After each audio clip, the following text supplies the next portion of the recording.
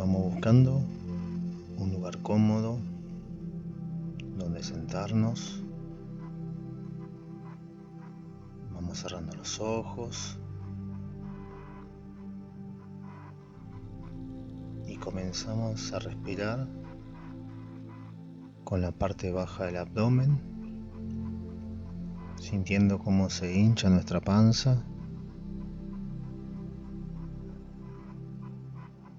como cuando inhalamos se infla la panza y cuando exhalamos se contrae.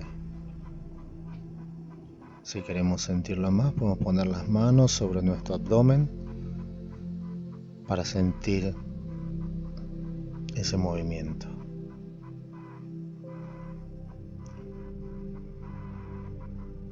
Vamos a respirar lento, profundo, suave,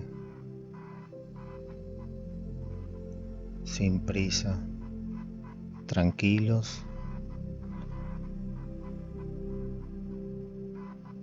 Mientras escuchamos el sonido de fondo, la música que nos va llevando y nos traslada a nuestro ser, a nuestro momento, a nuestro presente. Seguimos respirando, lento y profundo, siendo consciente de nuestra respiración, tomando presencia a esa respiración y continuamos respirando hasta que vuelva a indicarles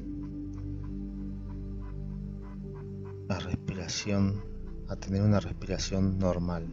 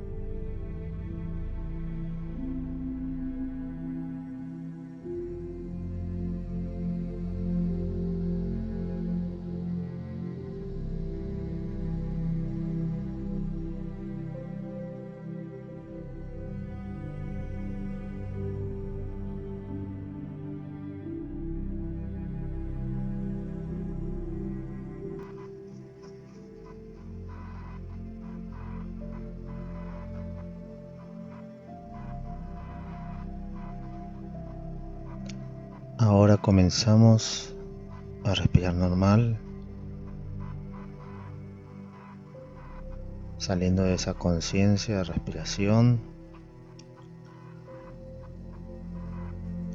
Si queremos podemos empezar a mover un poco las manos, los pies,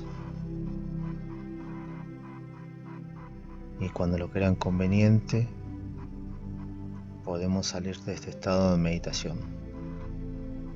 Gracias, gracias, gracias.